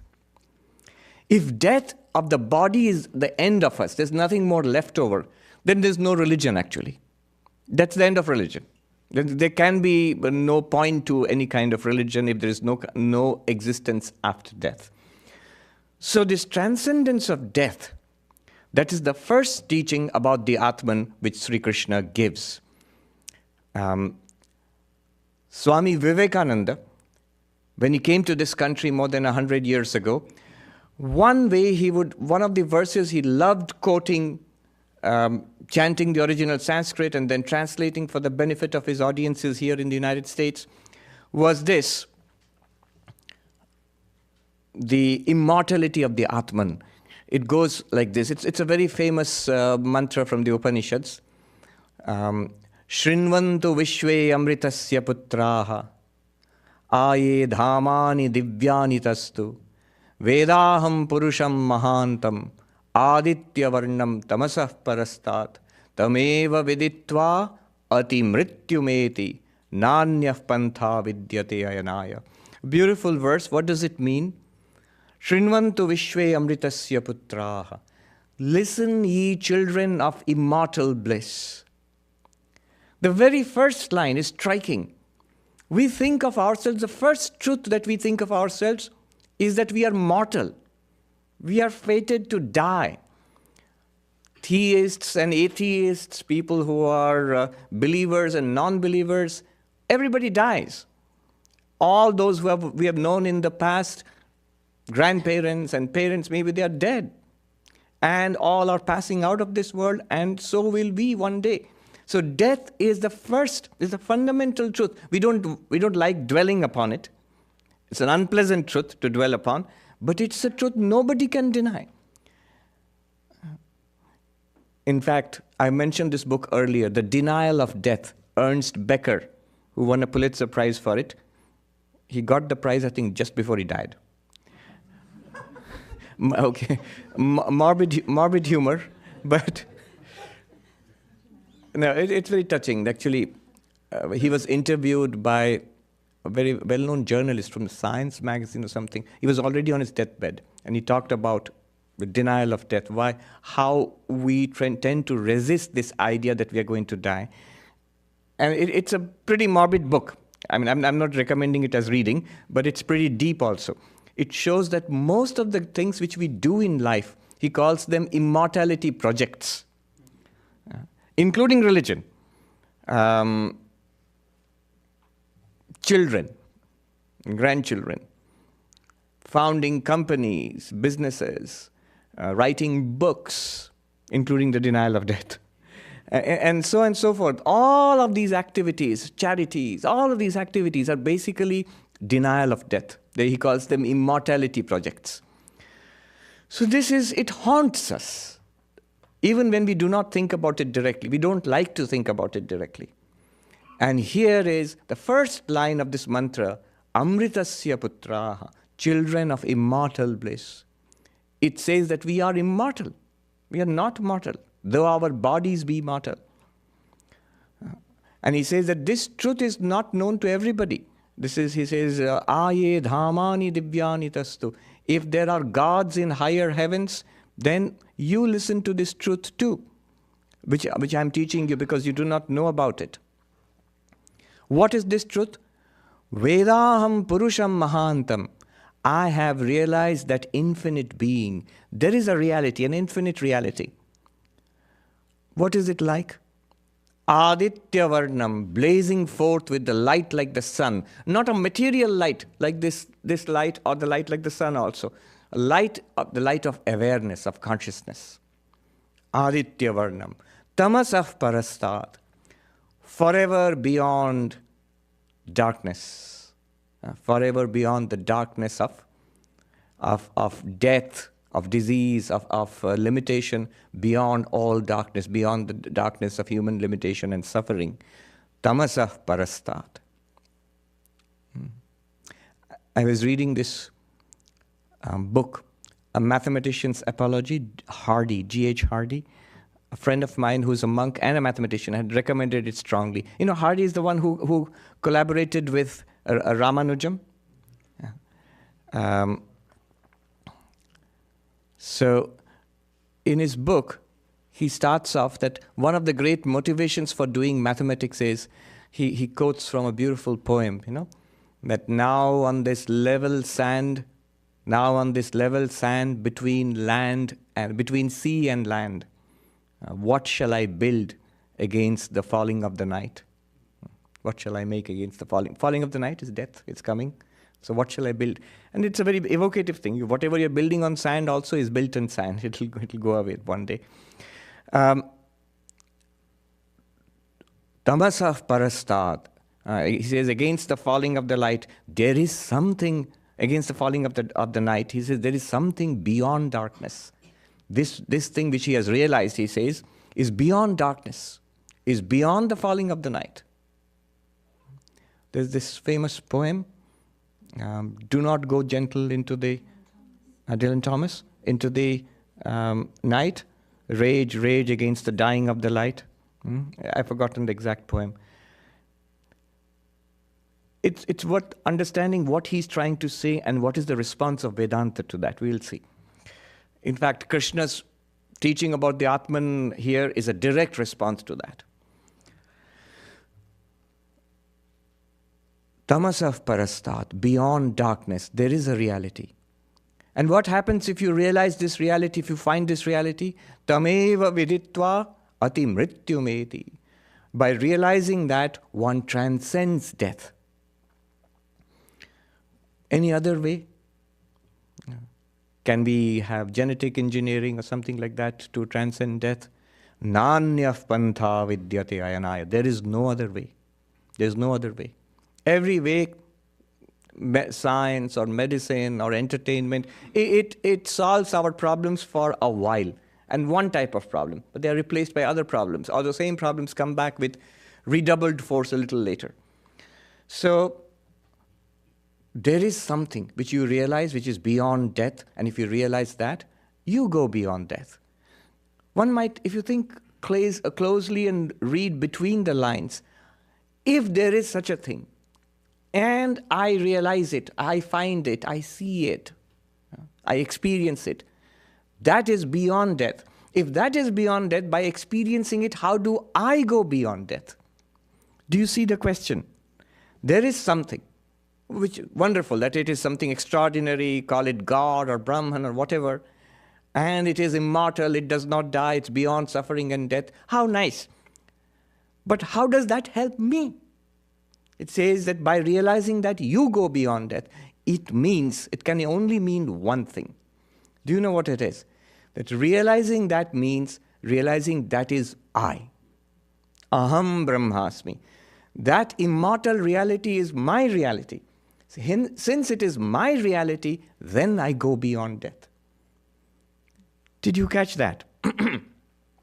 That immortal reality, beyond death, is in some sense, I must be that. Otherwise, how do I go beyond death by realizing that reality? Yeah. If I am just the body, there is some ultimate reality which is not subject to death. Fine, it's not subject to death, but I'm going to die. No, in some sense, I must be that ultimate reality. That is what we must realize. I remember meeting many, many years ago when I was a novice, the ashram where I joined, there was a very devoted elderly gentleman. He has passed away now, so I can tell his name, Badal Babu. And he used to visit a very great monk, Swami Premeshananda, who was a disciple of Holy Mother. And Swami Premeshananda's letters are now available, letters of Swami Premeshananda. Many of the Bengali songs which we sing in our main monastery, they were written by Swami Premeshananda. He was, even in his lifetime, acknowledged as an enlightened person, Jivan Mukta. Now this Badal Babu, in his younger days, he used to visit Swami Premeshananda regularly. And he was a very religious young man, spiritually inclined. He would visit monks and yogis and spiritual masters, and he would carry those stories back to Swami Premeshananda.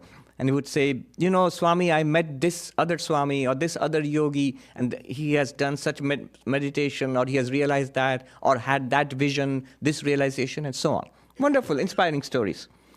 One day, Swami Premeshananda said, with a great deal of pathos, feeling to Badal Babu, who was narrating one more such story of spiritual realization by somebody.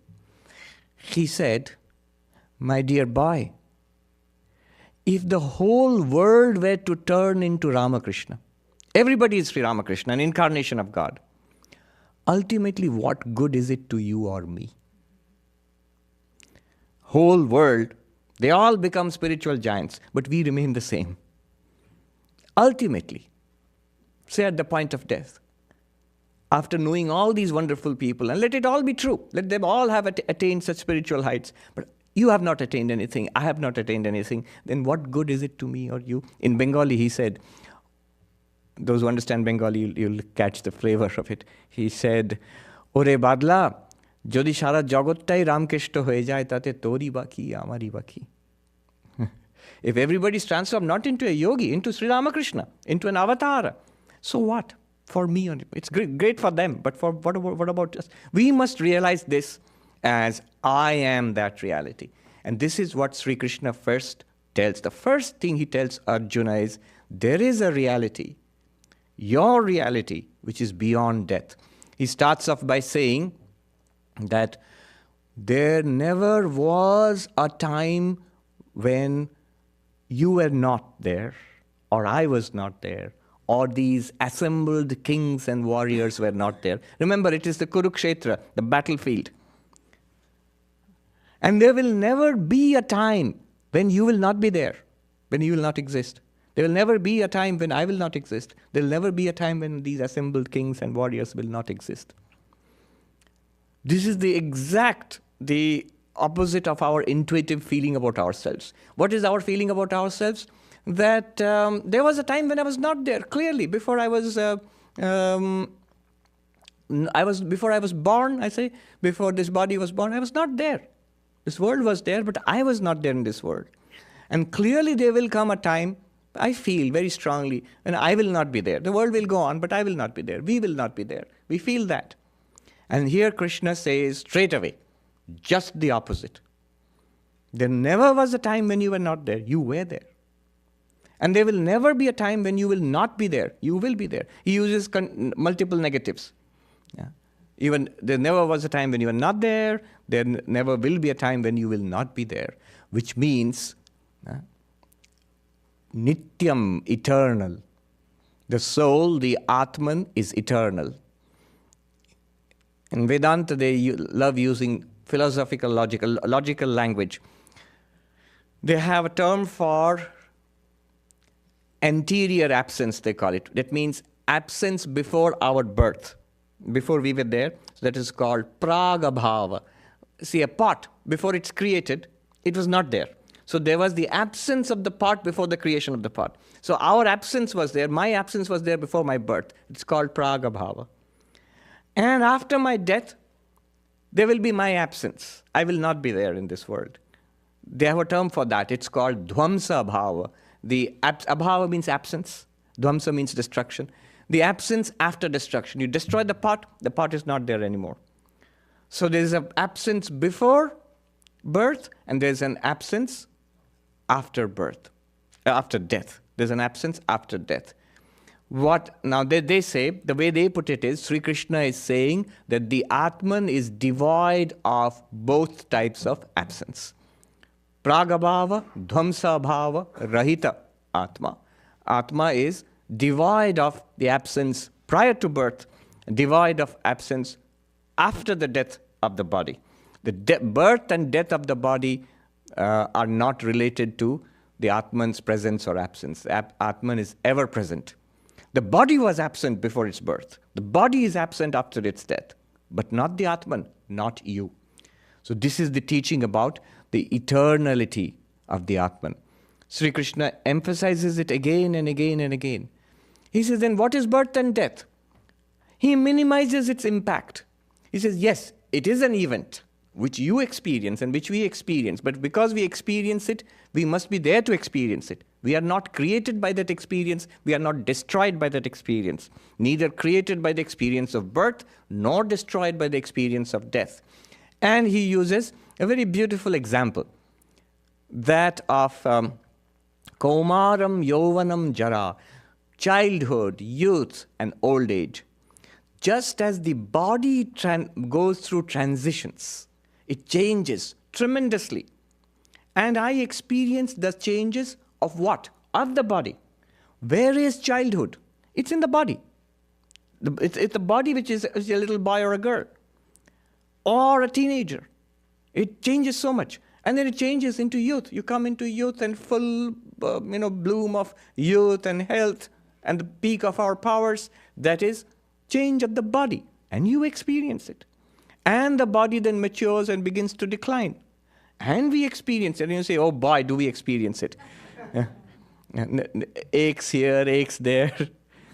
And there's a story, old Indian story, where they say Yamadut, the messengers of death, have arrived to take a person who's dying. Time to go. Your time is up. And this person says, you never gave me any warning. I've got so much to do. I said, we did give you a warning. Where? Didn't you see the hair thinning out and growing gray? Didn't you see the teeth falling out? Didn't you see the eyesight dimming? These are all messages from Yamaraja, from the king of death, that your time is up. First warning, second warning, third warning. Get your act together. Your time to go. These transitions of the body, we experience them. And we don't give much importance to that. We go through that.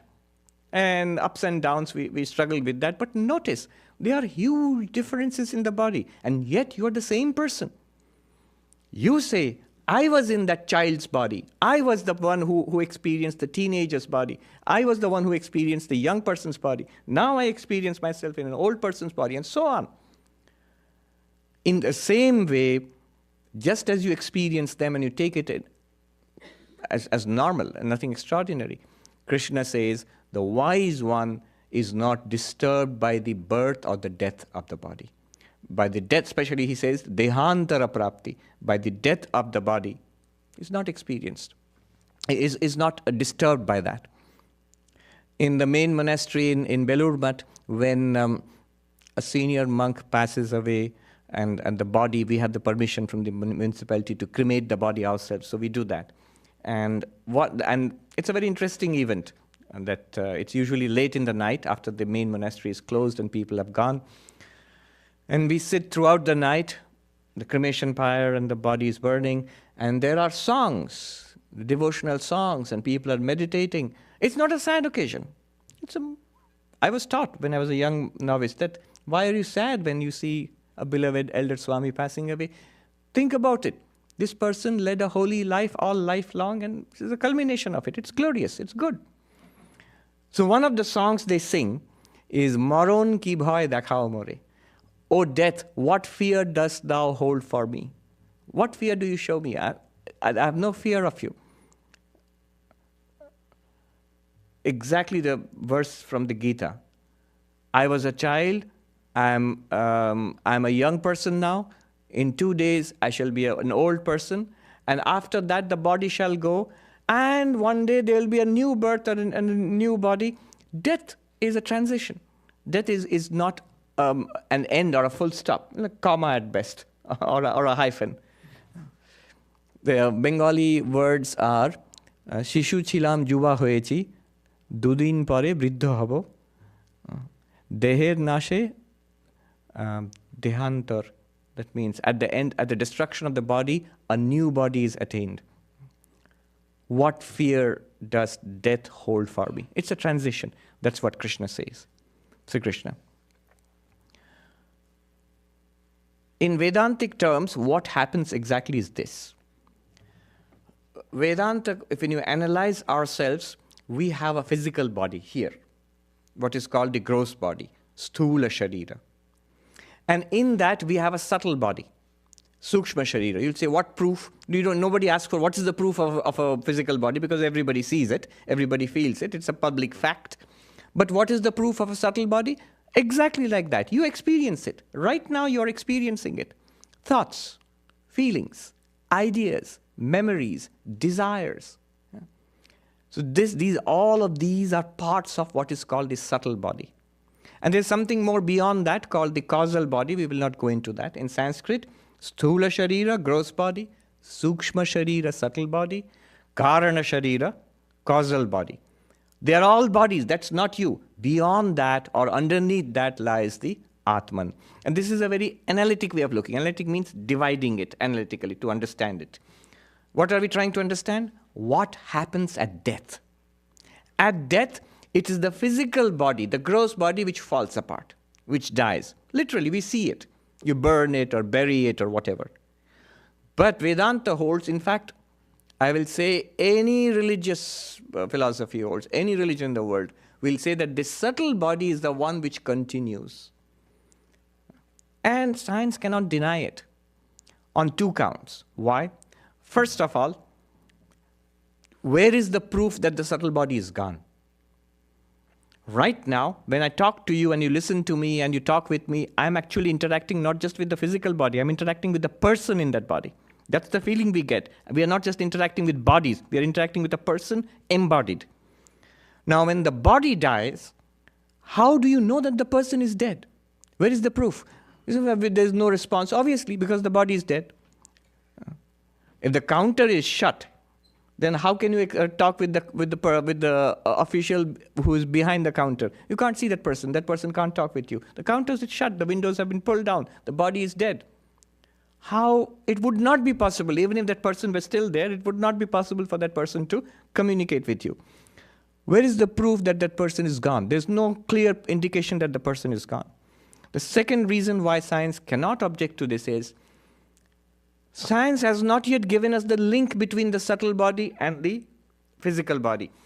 The reason why doctors or why scientists would say that there is nothing left over after death is because there is a belief, I will say.